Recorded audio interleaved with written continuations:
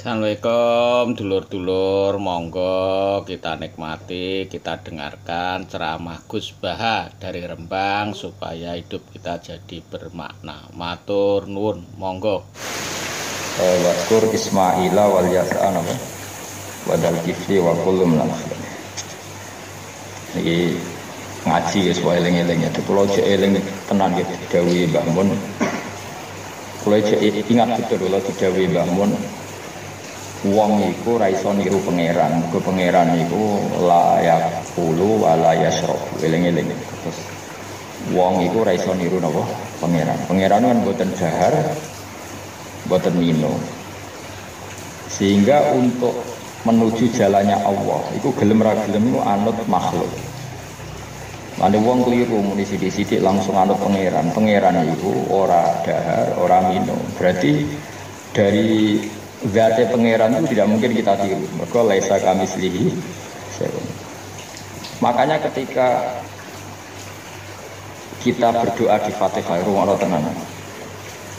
Ketika kita doa di Fatihah seperti ihdinas siratal mustaqim, iku siratal ladzina an'amta 'alaihim. Mestinya normalnya kan tunjukkan kami jalan yang lurus, yaitu siratoka, jalan engkau ya Allah. Itu tidak seperti itu, tapi siratal ladzina an'amta 'alaihim, jalannya mereka yang telah engkau beri nikmat. Karena manusia enggak mungkin niru Allah langsung ke Allah, mboten apa? Mangan mboten ini. Artinya kita ini bisanya niru, ya niru wong ketemu wong, hadis ketemu hadis. Sebab itu sakjane wong toreko ya ana bener ketika mengatakan wong kudu di guru. Cuma tak arani ana bener kok. Enggak fairnya kan kadang maknane guru itu hanya mursyid. Sebetulnya ngomongnya enggak usah seperti itu ya. Semua orang harus punya sanad. Sanad di toreko disebut mursyid, ning ilmu hadis disebut rawi, ning kepesantren disebut napa? Kiai atau guru. Tapi problem sebagian orang itu kan asobia, torikoh. Yang penting itu duwe nopo mursyid. Anak mahasiswa penting di dosen. Karena apa itu tadi rungokno tenan awas kena salah. Orang itu tidak bisa niru Allah, sing iso ditiru padha-padha manusa melane ihdinas siratal mustaqim siratal ladzina an'amta. Anut dalane wong sing telah engkau beri nikmat. Ya, yang telah itu siapa? Ya sing wis mati. Iku sing mesti kena dinut sing wis mati. Tapi problem wong mati ini terserah sing ngejarah. Padha wae iki misale anut Abdul Qadir Jilani itu anut Imam Ghazali, rawine kok utawa penafsirnya goblok. Ya mau kados kula ngaji sore tak contohno ana wong saleh alim jagungan mbek wong ayu utawa ketemu wong ayu takok-takokan ning perapatan. Terus mbok simpulno nek ngono jagungan mbek wong ayu iku mulai wan goblok banget. Padahal iso wae wong iki faktor tangga sehingga ngregani utawa kebetulan cawe tidak mau takok bab haid. Belum ra gelem kan kudu dijawab. Dan kesunatane jawab ning perapatan, nek omah rapati sunat. Tak jamin secara fikih. Semakin di depan umum semakin baik karena ketemu perempuan yang tidak mahram baik di depan umum maupun baik dhewean. Baik di depan umum. Tapi kadang-kadang wong sing iso ngaji malah ngono ngarep wong akeh atau dhewean malah bahaya bocah kok. Wong ra tau ngaji ku repot. Makanya kiai-kiai itu nak nyemak mbak-mbak itu rata-rata malah di depan umum. Memang bagus di depan umum kalau ketemu orang yang tidak mahal. Mereka pikirannya wong ra macam-macam. Pantangannya seperti Dewi Nabi layak luwana rojulun demokrati. Tidak boleh orang mempersetai. Ya, jadi kena ditonggo ayu. Nak pun jagungan itu di depan umum. Bener macam-macam. Nak kono gelem lho. Sini ora gelem jagungan ya celek. Tapi kadang orang berpikir, ojo ngarep wong akeh mari ditiru.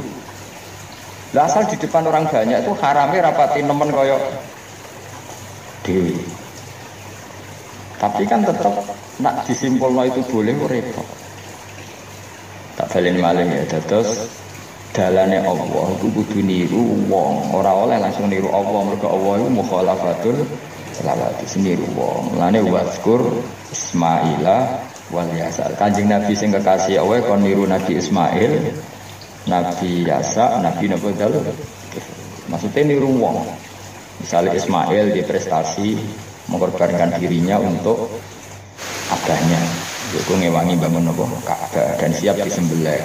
Nabi Yasa di prestasi seperti ini, Nabi Dzulkifli punya prestasi seperti ini.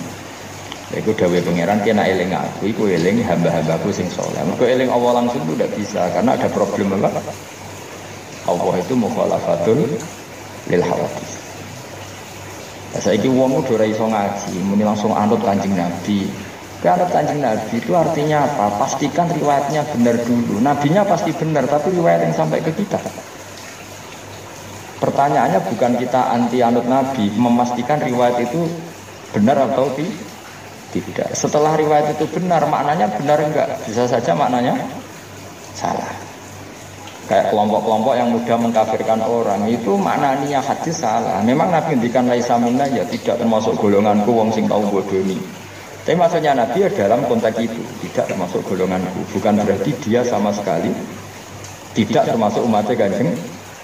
Karena dalam banyak hadis Nabi ngendikan syafaati li ahlil kabair min ummati, umatku sing tahu dosa lah berhak mendapat syafaat. Andai kan orang yang pernah bodoni langsung enggak umatnya Nabi, berarti menjadi kafir. Nah, dua dari hadis laisa minna.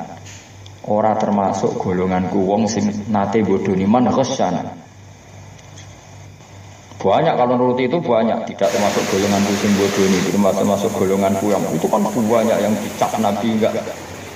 Riwayatnya benar tapi pemaknanya salah. Makanya ada pepatah masyhur itu kalau dalam tradisi ulama itu laula murabbi lama arafna rabbi walau lal ulama lama arafnal am. Iya, laula murabbi umpama ora ana sing didik aku lama arafna rabbi kita ndak akan ngerti Tuhan manusia. Ya, jadi misalnya kowe urip ning alas, gak ana guru, gak ana apa yo wit iki pahit, wit iki manis. Nek banyu iku nyegerno kan ngono-ngono kowe ora pengiran gitu. Ya saya belajar filsafat sendiri. Paling rom hitam mau bedak, roh celeng mau bedak. Jenenge ora ono siapa-siapa. Mulane laula murabbi lama arafna. Jadi kita tahu Allah barokah para murabbi wong sing didik. Sehingga hubungan kita dengan Allah itu ya nurut gitu. Ya jenenge laula murabbi lama arafna. Terus nomor loro walau lal ulama lama arafnal anbiya. Andai kan tidak ada ulama, kita juga gak ngerti Nabi. Kowe kok sithik-sithik sunah Rasul hadis sing nerangno Rasul. Misalnya kita ngerti Nabi ku nak sujud. Iku ngene, kowe jare sapa? Iku sangka sallu kamaro aitumuni, salli sahabat nyekseni sujude Nabi, tabiin nyekseni sujude sahabat, tabiin nyekseni sujude para tabiin terus sampai kula ngerti sujude Mbah Mun niru Mbah Sibir, niru Mbah Karim Nirboyo terus nuru sampai Mbah Hasim niru Mbah Mahfud. Mbah Mahfud niru sing aran Anatut, Khalidin Nabi Bakar Sato, yo niru Utsman Ad-Dimyati terus niru saya ini Dahlan terus saya Utsman Ad-Dimyati terus sampai kanjeng Nabi Muhammad sallallahu alaihi wasallam. Mulane walau lal isnad laqala man sa'a mas. Andikan apa sanad maka orang akan ngomong setengah. Karena itu agama. Sehingga Allah orang ngendikan ihdinas siratal mustaqim siratoka dan ngendikan siratal ladzina. Kita harus mengikuti orang. Orang itu siapa yang bisa diikuti? An'amta alaihim, yang telah engkau beri nikmat. Nah, jadi wong itu ora ngerti ngaji ini. Pokoknya anut Nabi. Karena kalau anut Nabi secara 100%, misalnya sisa niru Nun sewu, misalnya sisa niru hal tertentu. Sesuai nak serampangan, saiki sampe nak bedhe. Kowe saiki misale sisa niru Nabi salat qobliyah. Terus qobliyah niru Nabi, cingkrange wis anut Nabi. Wis misale, terus dia wis niru Nabi. Nanti kalau agama itu tidak ada riwayat. Nabi uripin di Mekah Madinah, kenapa kamu tidak uripin di Mekah Madinah? Misalnya pertanyaan yang seperti itu. Maka yang ini terus panjang. Nah, memperdebatkan seperti ini itu tidak ada dulu lama. Mulai dulu nggak ada memperdebatkan seperti ini. Karena ulama lah yang tahu cara pandang usul fikih ini. Nabi ketika nempat di Madinah itu jenenge waqi'atu ainin, satu fakta. Sementara Nabi nak nasrul Islam itu misi. Saya ulang lagi ya, Nabi nempat di Madinah namanya waqi'atu ainin, satu fakta. Tapi Nabi nasrul Islam, menyebarkan Islam itu satu misi, satu himmah, satu cita-cita. Sehingga kalau ulama ditanya, Kamu hidup di Madinah tapi nggak bisa menyebarkan Islam. Dengan hidup di Uni Soviet yang menyebarkan Islam. Milih mana? Sehingga Sayyidina Ali karena mau wajah itu milih pindah ke Najaf, ke Irak. Karena beliau menganggap Madinah sudah cukup aman Islamnya, aman peradabannya. Beliau ingin menyebarkan Islam di bawah mana? Kufah, ini tenggene Najaf. Nah, tapi nggak bisa kamu katakan Sayyidina Ali gak niru Nabi. Nabi urip di Madinah kok dia pindah. Pindah Madinah? Irak. Tapi karena pertanyaannya bisa dibalik.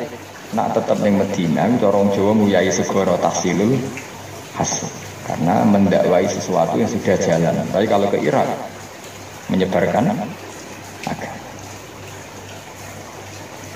Waktu galeng ini, nak gue neng Papua, itu gak masjid sebagai pendiri. Tapi nak gue neng kota, hormat masjid itu untuk opah. Milih, cara gue boleh ridani pangeran. Nah, misalnya, jadi ulama usul fikih yang tahu duduk perkaranya. Ya sudah, kita harus mengikuti ulama. Karena dia yang tahu, beliau-beliau ini yang tahu cara pandang. Mulane laulal ulama, lama arrofnal. Dulu ketika era murni itu orang sedekah itu biasa, mesti diterima. Hadiah ya biasa mesti diterima. Tapi ketika era Umar bin Abdul Aziz, beliau jadi khalifah. Dulu seperti itu namanya sedekah. Sekarang suap. Semenjak itu ada aturan baru. Kalau orang sedang jabat, kok dikasih hadiah orang berperkara itu nggak boleh karena potensinya. Dulu nggak kebayang ada suap. Karena orang kalau ngasih ya ikhlas, bahkan diterima itu sudah senengnya bukan. Nah ini gak salam tempel sidik ngatur kiai. Mulai dolim. Jalukane ora aneh-aneh, ora sekedar ngundang pengajian, jaluk swarga. Amit-amit tenan. Justru iku mari ra swarga, wong salam tempel ngono kok. Jalukane apa? Jadi saya ulang lagi ya. Eling-eling makalah ulama. Laula murabbi lama arafna rabbi walau ulama lama arafna. Karena kita gitu saja. Kalau kamu tanpa sanad, maka bayangkan Islam itu sesuai yang kamu bayangkan tadi. Jadi misalnya kita bayangkan Nabi itu figur yang begini-begini. Padahal kadang Nabi itu figur yang secara ilmu sholah itu malah kadang nggak iso nalar. Sing iso nalar itu ilmu yang riwayat. Misalnya gini, Nabi itu punya sisi unik. Kalau dahar itu di depan umum. Ya kadang sampai di luar di depan umum. Terus kalau memperlihatkan sebagai manusia itu ya diperlihatkan. Kenapa? Karena Nabi jadi Nabi itu setelah Nabi Isa. Nabi Isa karena begitu sempurna malah kecelakaan dianggap pengen. Begitu sempurna malah kecelakaan dianggap pengen. Jika Nabi itu kalau dari di depan umum. Terus Nabi istrinya banyak. Karena untuk mempertegas bahwa Nabi itu tidak Tuhan. Karena ciri utama Tuhan itu tidak beristri, tidak beranak, tidak makan, tidak minum. Jadi kamu ini cara bahasa modern itu Nabi justru bikin kontra dengan Tuhan supaya kelihatan tidak sebagai Tuhan. Nak loro ya bangga, nak dahar ya bangga, nak ngombe ya bangga. Justru itu bagus. Itu di ranah ilmu. Tapi nak di ranah rasa kan seneng di panutan yang terkenal atau mangan. Terkenalir atau ngombe kan kesannya kan luweh keren. Tapi secara ilmu itu tidak bagus karena nanti ada potensi kecelakaan dianggap Tuhan.